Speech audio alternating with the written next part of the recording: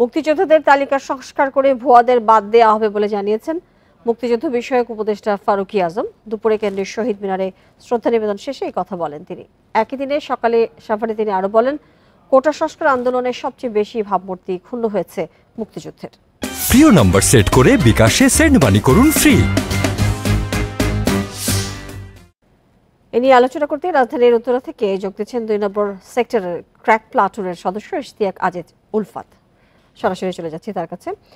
আপনাকে স্বাগত জানাচ্ছি। যেটি জানতে চাই আপনার কাছে, যে এই যে মুক্তিযোদ্ধার তালিকা আবারও সংস্কারের ঘোষণা দিয়েছেন নতুন উপদেষ্টা, এটা কি সময় সাপেক্ষ ব্যাপার কিনা?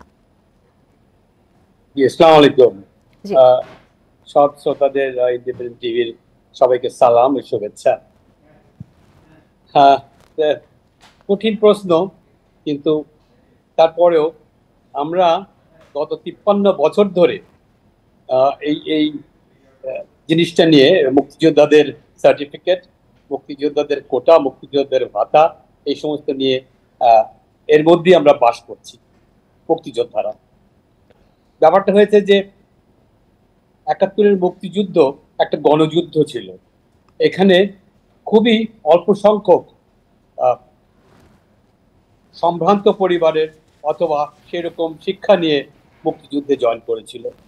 সেরকম ইঞ্জিনিয়ার, প্রফেসর, ডক্টরস ওনারা সেই বয়সেরও ছিলেন না, এবং যারা গিয়েছিল তারা সবাই 95% হচ্ছে গিয়ে একটা lower star of the society, রিক্সাওয়ালা, শ্রমিক, দোকানদার, এই টাইপের সবাই।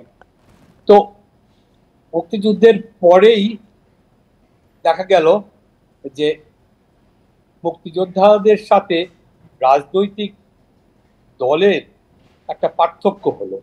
কারণ রাজনৈতিক দলের, আমি ইশতিয়াক আজিজ, আমি যেটা জানতে চাইছিলাম, আমাদের হাতে আসলে সময় অনেক কম, অনেক ইতিহাস আমরা জানি, যেটি জানতে চাইছিলাম যে এই যে আবারও এই সংস্কারের কথা বলা হচ্ছে, সেটির জন্য তো অনেক সময়ের ব্যাপার। কারণ আবারও গবেষণা, কারা প্রকৃত নয়, কারা ভুয়া, এই যে প্রক্রিয়াটি, সেটা তো দীর্ঘ প্রক্রিয়া। যদি 53 বছর এটা পার করে দিতে পারে, হ্যাঁ, তাহলে যে এটা যদি সময় লাগে তো সময় লাগবে, কিন্তু এটা কোনো ব্যাপারই না। এটা সঠিক লোকদের কাছে দিলে, সঠিক মানুষের কাছে দিলে, যারা সত্যি সত্যি এটা সংস্কার করতে চায়, এটাকে 6 মাসের ব্যাপার, 6 মান্থ অনলি। জি, 53 বছরে আমরা পারলাম না, জি 53 বছরে আমরা এটি করতে পারলাম না, এই তালিকা ঠিক করতে পারলাম না, কাটাচ্ছে না। এটা আসলে অসম্মানের কি নয়?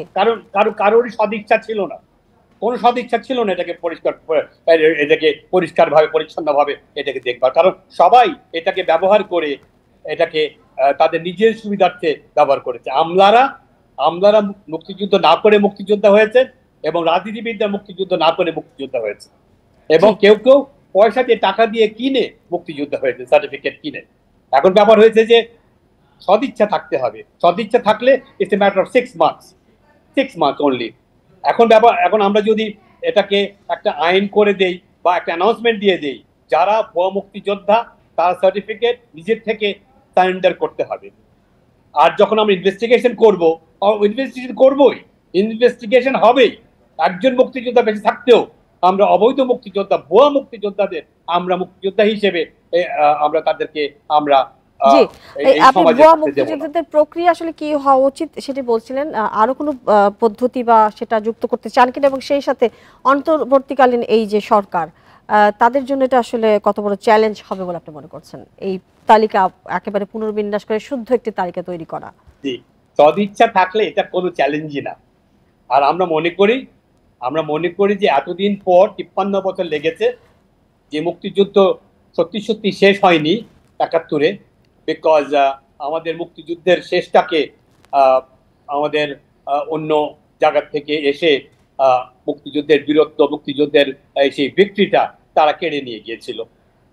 এখন সেটা লম্বা বিষয়, লম্বা কথার পরে বলবো টেলিভিশনের সামনে, মিডিয়ার সামনে। কিন্তু এখন যেটা আপনি যেটা জিজ্ঞাসা করছেন, সেটাকে আমি শর্ট উত্তর দিচ্ছি, হ্যাঁ, এবার হবে।